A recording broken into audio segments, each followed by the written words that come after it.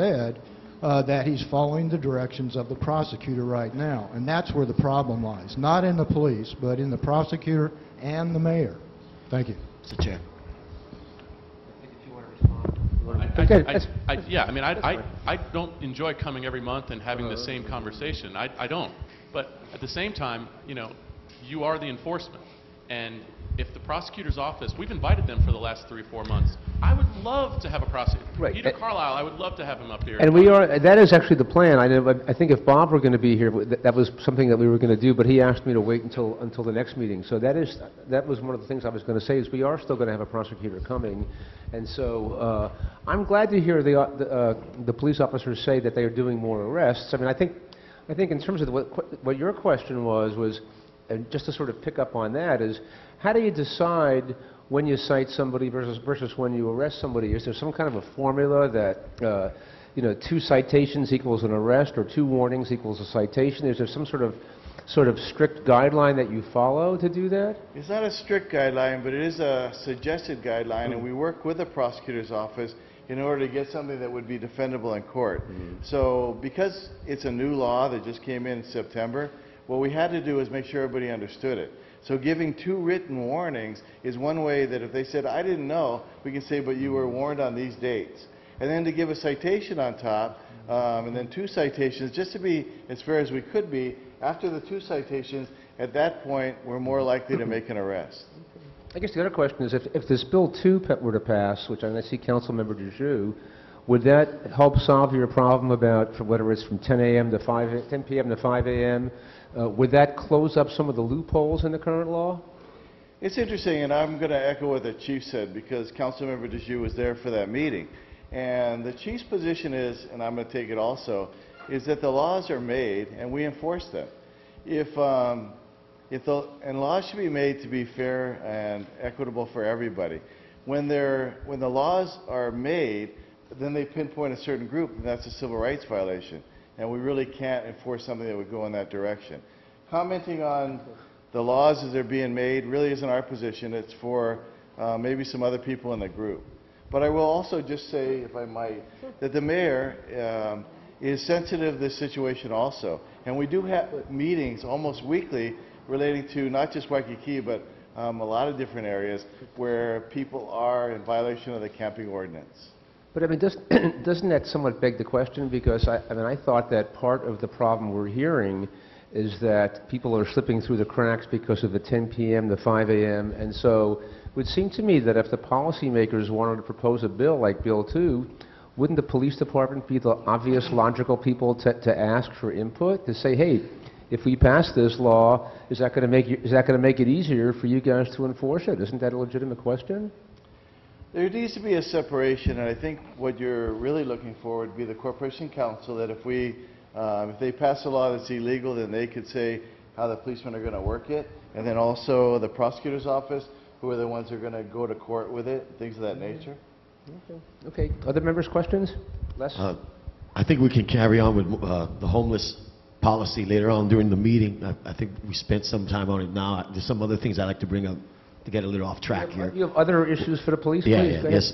But anybody wants to put their input in the homeless issue is coming up in committee reports later on during the meeting, so please feel free.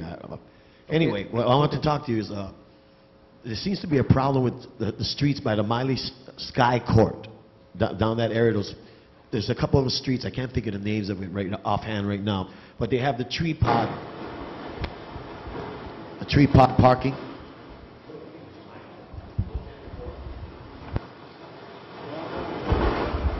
Don't bend the cord. Ouch. Oh, my virgin ears.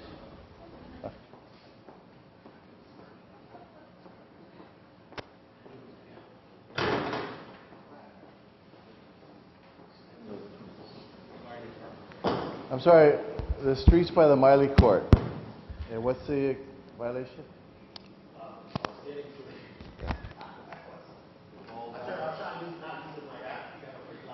Loud voice. There's 2 streets near the Miley Court where you got the tree pod parking. In the coconut trees, the pods come out and they parking essentially dangerous now. There's people, bus drivers, and they encroaching on other lanes and putting other vehicles going opposite way towards the hour line in danger. You understand what I'm saying? Yes. When the bus comes, the line is crossed by the bus, entering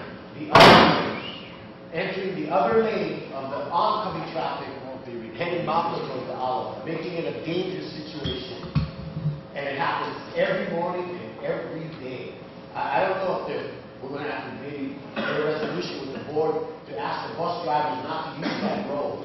But it's turning into a danger, and it's just a matter of time before something really bad starts, somebody gets smashed out. Bus or college you might, but it's those roads with the tripod parking near the Miley Court, those two roads. I can't think of the name of those roads, but you see them because they got it comes out I actually thought when the city made those parking, it was kind of encroached on the street, and that basically it's creating a danger.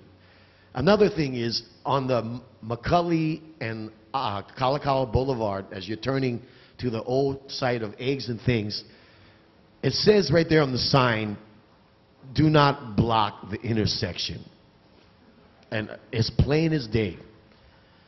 Every day, there's people jamming their cars and blocking that intersection. And I don't notice any police officers ever, when I was there, ever making any citations or asking anybody or showing a presence in the area so people do not block as they're coming off McCully and going in Kalakaua. And it's turned into a free-for-all sort of a thing now. We'll Yeah. monitor that and try to get back to you. I'm trying to, the microphone's making so much noise, man. I'm just trying to specify. But So we're looking it's for just, cars it's turning blocking into the a, intersection. and it's been ongoing probably for several years, if not longer. It's turning into a problem.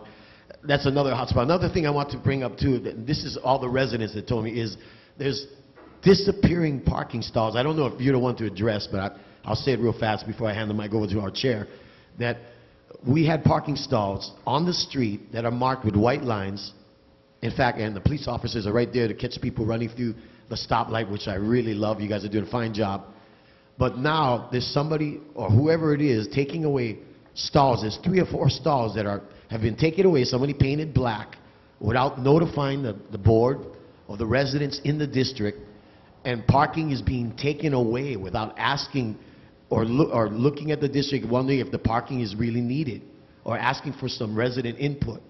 I don't know if that's to ask you about it, but I'll bring it up during one of our committee Why reports. don't we, all right, I think they're saying no. Okay. Okay. We'll talk about it later. Thank you. I'll That's send it fine. back to the chair. Okay, other members? Helen?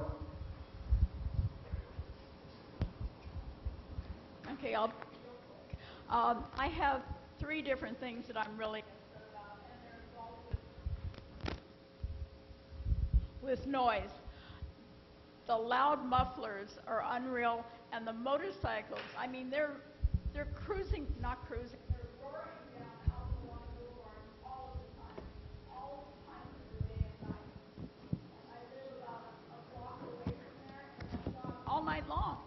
Horrible.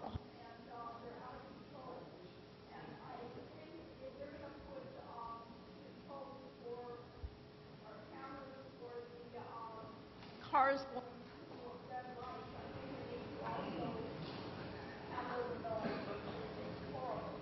You really get along in that way. Okay, you said you had other points as well you wanted to make? In regard to what Les brought up, in regard to traffic on Kalakaua, coordinating the traffic signal. Not what we do. We can give the citations. That's a biggie. And then tonight, down here, and there's like bicycles kind of coming through.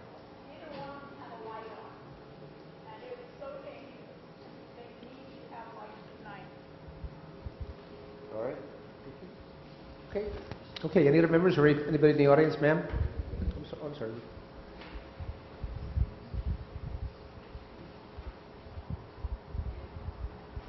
Good evening, everybody. My name is Natalie Iwasa.